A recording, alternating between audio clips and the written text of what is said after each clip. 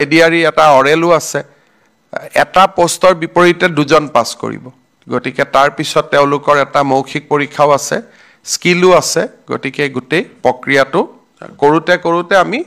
10 মে লৈকে লৈ যাব খুজিছো যাতে 10 মেত গভৰ্ণমেণ্টৰ চতুৰ্থ বছৰ হওঁতে আমি 30-35 হাজাৰ আৰু চাকৰি দিব পাৰো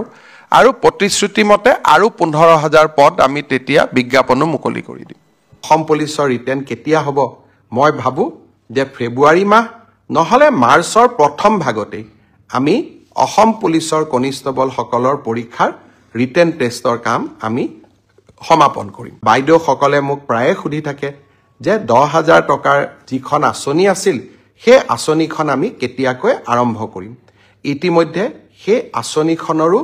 প্ৰথম হিতাধিকাৰীৰ প্ৰথম তালিকাখন জিলা পৰ্যায়ত এই আঁচনিখনৰ হিতাধিকাৰীসকলক চূড়ান্তভাৱে নিৰ্বাচনৰ প্ৰক্ৰিয়া আমি ফেব্ৰুৱাৰী মাহত আৰম্ভ কৰিম ইতিমধ্যে 32 লাখ আই মাতৃক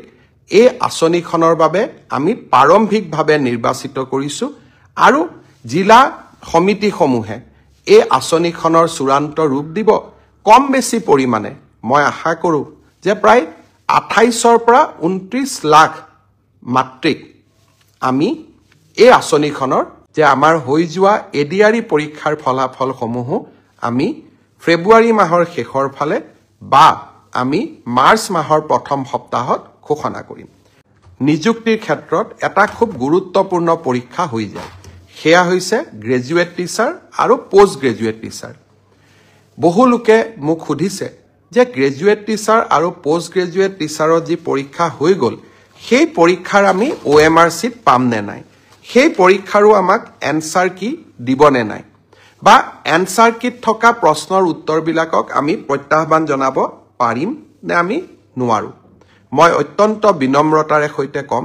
যে চৰকাৰী নিয়োগ পৰীক্ষাত স্বচ্ছতা অনাৰ বাবে আমি প্ৰতিশ্ৰুতিবদ্ধ